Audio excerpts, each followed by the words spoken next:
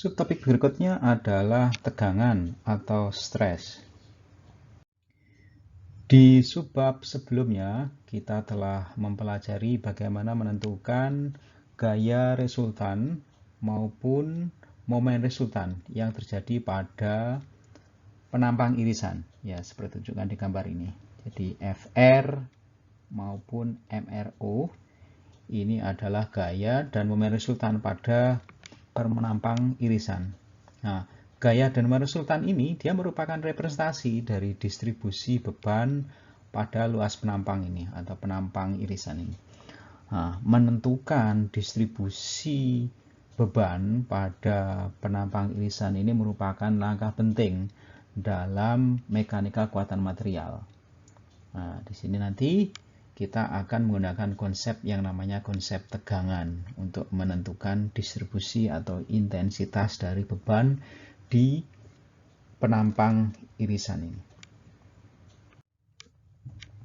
Nah, kita mulai ya, misalnya kita membagi penampang irisan itu menjadi luasan-luasan kecil ya, jadi penampang-penampang kecil dengan luas misalnya delta A ya, seperti tunjukkan di gambar ini. Jadi dari luas penampang ini ya, kita ingin membaginya menjadi penampang-penampang kecil ya.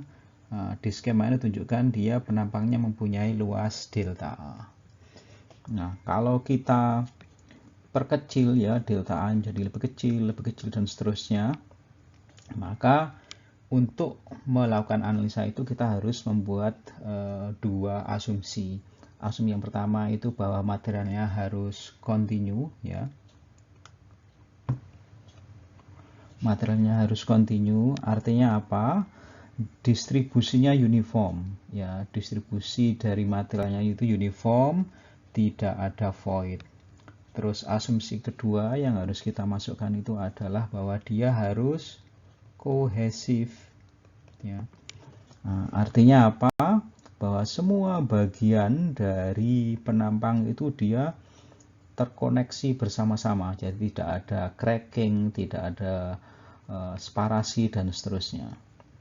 Nah, kembali lagi ke penampang kecil DA ini, maka gaya yang terjadi pada penampang DA ini adalah delta F ya.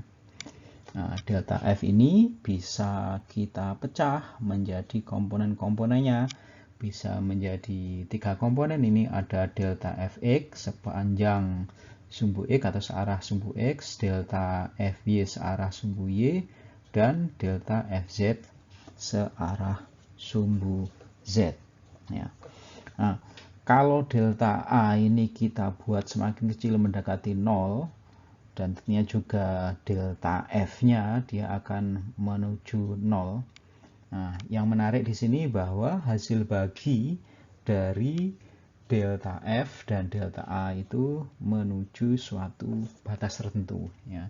Jadi kalau delta A kita buat menuju 0, maka otomatis delta F-nya juga menuju 0.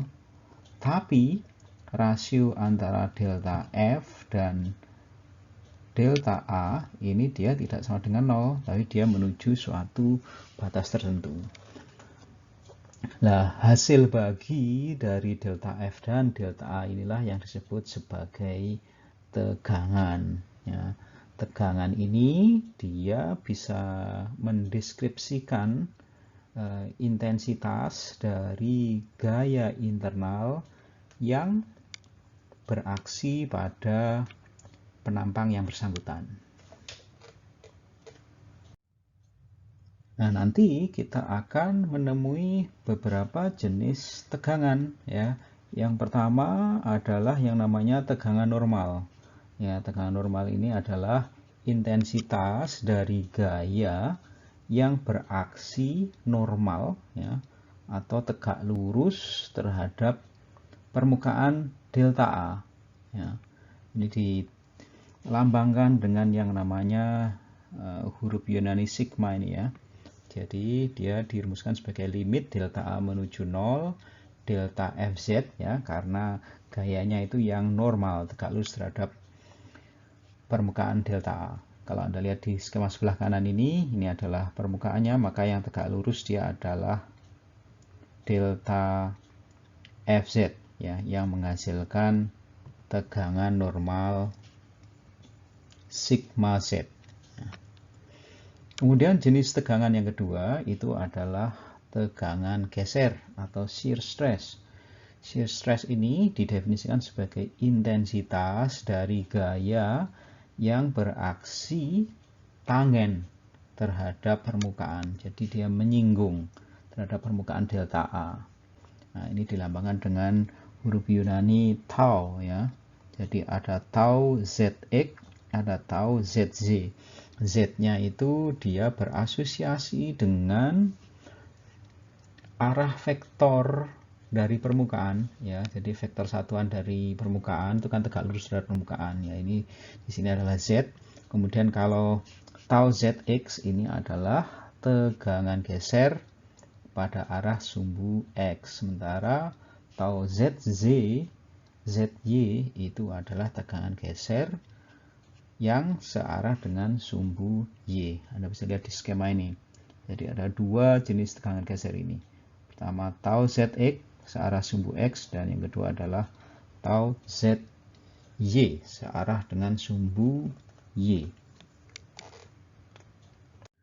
Berikutnya, kalau objek itu kita potong, ya, kita potong lagi paralel terhadap permukaan XZ, ya, permukaan XZ, ya, berarti kita potong di sini nih, ya. Terus kita potong lagi sepanjang atau paralel terhadap permukaan YZ, ya, jadi di sini. Nah, nanti Anda akan perhatikan bahwa kita akan mendapatkan suatu volume, ya, volume dari suatu benda itu berbentuk seperti kubus ini, ya, tunjukkan ini. Karena kita potong paralel terhadap pertama tadi permukaan XZ, kemudian XZ, lalu YZ, nanti kita akan dapatkan ini suatu benda berbentuk kubus. Nah, gambar ini dia menunjukkan yang namanya state of stress, ya. Jadi di situ ada ada 3 komponen tegangan yang beraksi pada masing-masing permukaan, ya. Jadi total ada 9, ya.